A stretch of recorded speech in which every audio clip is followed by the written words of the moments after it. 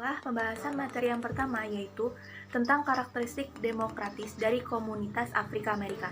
Ketika individu yang mengidentifikasi diri mereka sebagai Afrika Amerika atau hitam dianalisis secara statistik sebagai suatu populasi dalam laporan khusus Sensus 2000 We the People, orang kulit hitam di Amerika Serikat.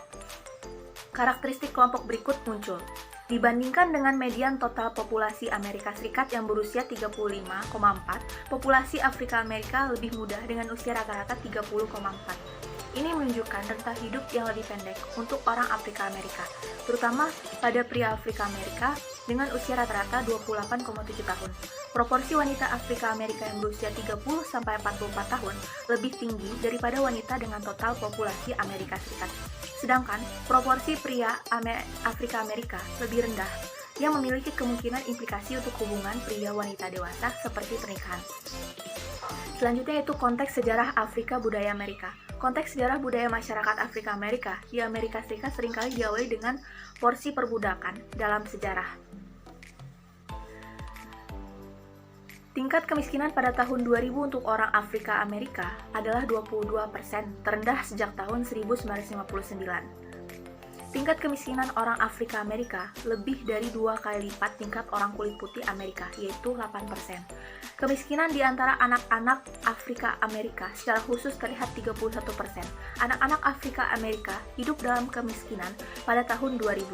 Tangga Afrika Amerika yang dikepalai oleh wanita di bawah tingkat kemiskinan pada tahun 2000 hampir 6 kali lebih tinggi daripada persentase rumah tangga pasangan Afrika Amerika yang menikah di bawah tingkat kemiskinan. Banyak alasan yang diberikan untuk menjelaskan fenomena ini. Tampaknya orang Afrika Amerika memiliki tingkat turnover yang lebih tinggi dalam pekerjaan dan banyak pekerjaan yang diisi oleh orang Afrika Amerika bersifat jangka pendek. Tingkat pendidikan dan isu diskriminasi dan rasisme turut mempengaruhi kemiskinan. Yang selanjutnya yaitu tentang legislasi dan Afrika Amerika. Budak pertama tiba di Virginia pada tahun 1619. Koloni individu sebelum 1787 mengatur semua undang-undang tentang Afrika hitam yang telah dibawa ke Amerika. Pada tahun 1787, Amerika Serikat membuat perbudakan ilegal di Northwest Territory yang mengizinkan negara bagian untuk terus mengimpor budak sampai tahun 1808. Konstitusi selanjutnya menyatakan bahwa hanya 3/5 dari populasi budak yang akan dihitung untuk tujuan pencacahan untuk kedua distribusi tersebut, pajak dan penentuan anggota Dewan Perwakilan Rakyat Amerika Serikat.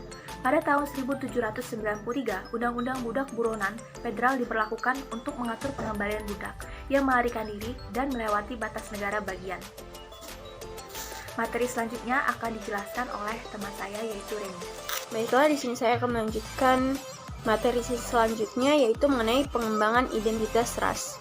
Nah, pengembangan identitas ini mencangkup banyak bagian yang saling keterkaitan, yang terdiri dari jenis kelamin, seksual, etnis, ras, agama, dan lain-lain, yang mana akan membentuk pengalaman. Konseling Afrika Amerika, pandangan dunia, dan juga perilaku. Meskipun identitas rasial adalah fokus dari bagian ini, penting ditekankan bahwa ini adalah isolasi konseptual yang mana untuk tujuan analisis dan pemahaman.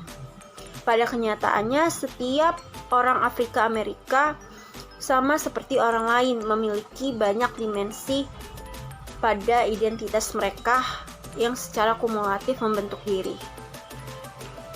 Nah, lalu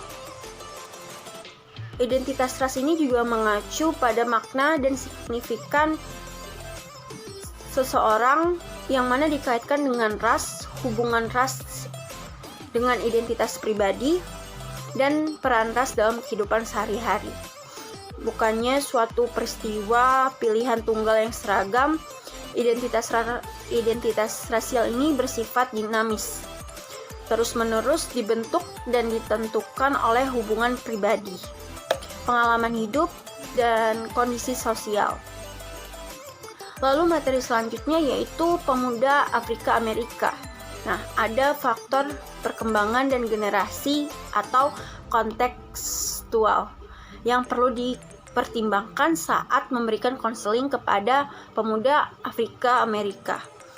Informasi ini membantu konselor untuk lebih memahami pengalaman, persepsi, dan pandangan dunia dari kaum Afrika Amerika, serta untuk terhubung secara bermakna dengan mereka.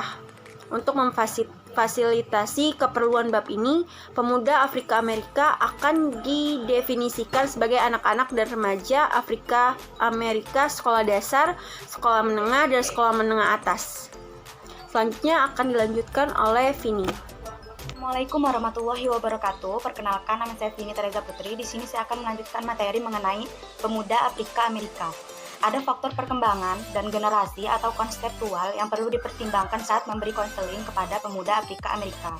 Informasi ini membantu konselor untuk lebih memahami pengalaman, persepsi, dan pandangan dunia dari kaum muda Afrika Amerika, serta untuk terhubung secara bermakna dengan mereka untuk memfasilitasi pertumbuhan, perkembangan, dan kesuksesan mereka. Selanjutnya yaitu meskipun masa remaja, periode perkembangan yang terjadi antara masa anak-anak dan masa dewasa dapat berlanjut ke tahap-tahap perguruan tinggi atau pasca kedua. Individu di luar kelompok usia sekolah menengah dianggap dewasa. Perbedaan diperlukan untuk masa anak-anak, remaja, dan dewasa sebagai perkembangan fisik, kognitif, emosional, interpersonal, dan identitas yang terjadi selama setiap tahap kehidupan ini, memiliki tantangan perkembangannya sendiri yang dapat mengakibatkan masalah kesehatan mental. Selanjutnya yaitu strategi konseling. Keragaman yang ada dalam komunitas Afrika Amerika diberikan sebagai konteks awal di mana strategi konseling untuk klien Afrika Amerika akan diperkenalkan dan harus jelas bahwa tidak ada prototip individu Afrika Amerika. Orang Afrika Amerika berbeda dalam hal usia, status sosial ekonomi, tingkat pendidikan, struktur keluarga, pekerjaan, riwayat keluarga, penyakit mental, dan sebagainya. Ada beberapa pendekatan yang dapat diambil saat memberikan konseling kepada klien Afrika Amerika. Tidak mungkin bahwa pendekatan generik untuk konseling klien Afrika Amerika akan sesuai untuk setiap individu dan masalah yang mereka hadapi. Seorang konselor yang mengakui keragaman yang ada dalam populasi Afrika Amerika dapat mengambil posisi bahwa pendekatan individual adalah yang terbaik yang dapat ditawarkan. Latar belakang budaya konselor dan klien mempengaruhi bagaimana mereka berinteraksi dan memahami satu sama lain. Bahasa, titik acuan, perilaku nonverbal, dan pengalaman yang dibagikan dan tidak dibagikan. Semuanya memoderasi keefektifan komunikasi mereka. Baiklah, itu materi yang bisa saya sampaikan. Saya akhiri. Wassalamualaikum warahmatullahi wabarakatuh.